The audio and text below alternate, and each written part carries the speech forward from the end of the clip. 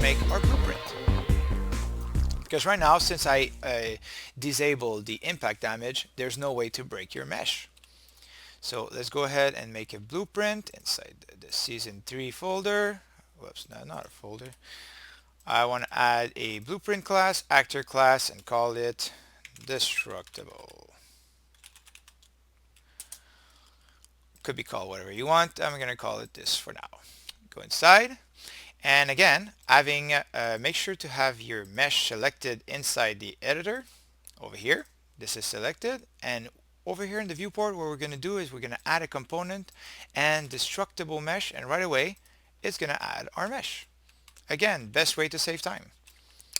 Compile and save. Add a component over here, a box collision, and make sure that the box collision, this is going to be your trigger. So when your player is going to overlap this, you want the event to carry out. And just make sure that it overlaps the mesh too. And you're going to send us in a second why I do that. And the reason I want to put it low is because I really want the player to be overlapping it. To not be in a jumping position. Let's say your player is trying to jump over it. Well, he shouldn't be able to trigger the event because he's technically not touching it. Now inside the event graph, we are going to do in the event begin play, well, yeah, let's do that. Cast to first person character. I like to do this. It's a good practice. Get player character. It's always better to turn this into a variable because you never know when you're going to need it inside the rest of the level, the rest of the blueprint. Maybe you're going to want to upgrade it later, and instead of always having to do the cast, you can just, after you did it in the beginning of play, you can just drag it like this and you have all the information of your player. So I can't stretch how good that is, and it takes 2 seconds to make. Add event on the box collision on component overlap. So what is overlapping this box? Is it the mesh? Is it the player? In our case, it's the player. So as soon as the player overlaps with it, so you're going to control drag the variable over here, do an equal, and get other actor. Make sure the two are overlapping before you actually carry out the event. Now we know if it's true, then the player overlapped this box, and now we know that the event should be carrying out. So the first thing that's going to happen is a do once, because this won't happen twice. You know that once is enough. It's going to break the mesh and you're done with your program. So from here, what I'm going to do is I'm going to add a sound, play sound 2D, and that's the sound that I said it was going to be in the description below. There's two sounds actually that I'm giving you guys. There's the wood unsteady and the wood break. The wood unsteady means that that's the warning for your player. Again, I use a little arrow to put it in. So this is going to be the warning for the player. So the player notice this is going to be a delay.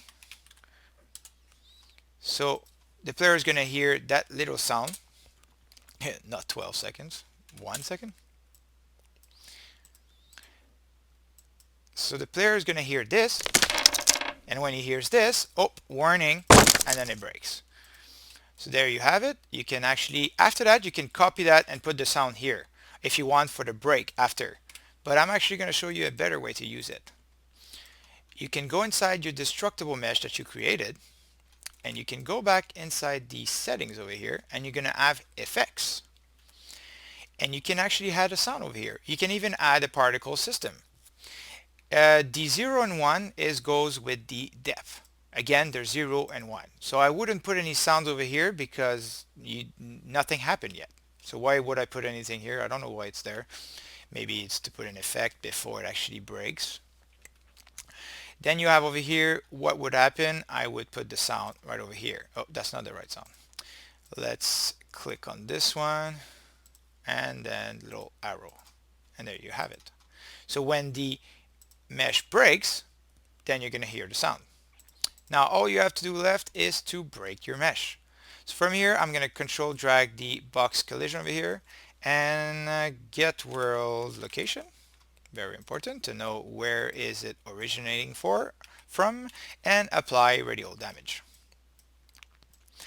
Now I prefer to use that method.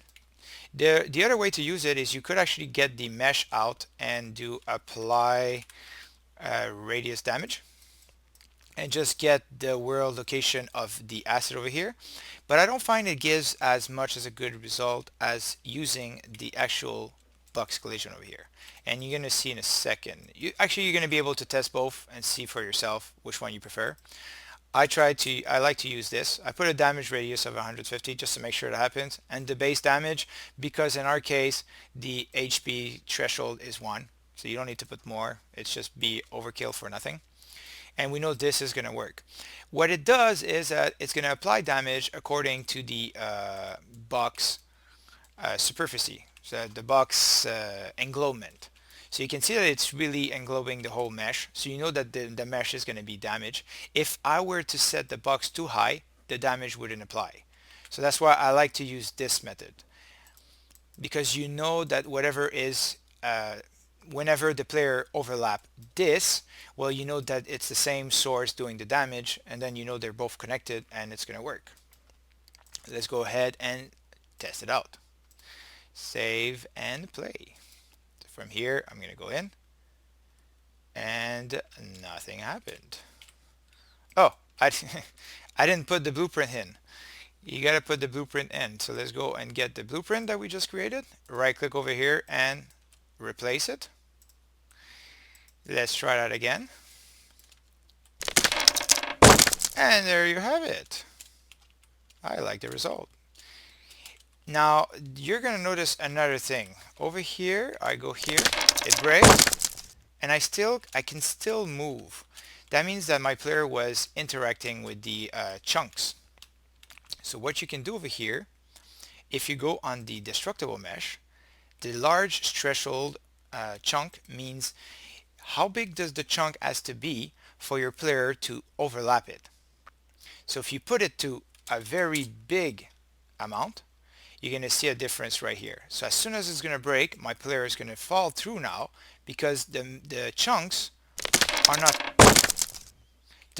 not qualified to let my player stand on them. So keep that in mind. That's going to be very important. That way you can make sure that the player falls. So you stay too long, too bad, you fall with the mesh. Now you could upgrade the gravity also to make sure that the mesh, the destructible mesh, falls at the same speed as the player, but that's other programming for you guys to do. So hope you enjoy this. Like always, add a like if you like what you see, and subscribe also. That really helps and supports the channel. And if you want, go check the links that I left in the description below. You're going to be able to learn how to use support beams also, and how to break it using guns and everything. Very, very impressive. And also you can add a physic material. So you got a lot of content over here. And you can also copy, paste, add it everywhere you want on the bridge. And next episode, we're going to work on sound effect probably. I want to add a little bit of life to the scene. Right now we don't hear anything. And that's pretty much what we're going to work on.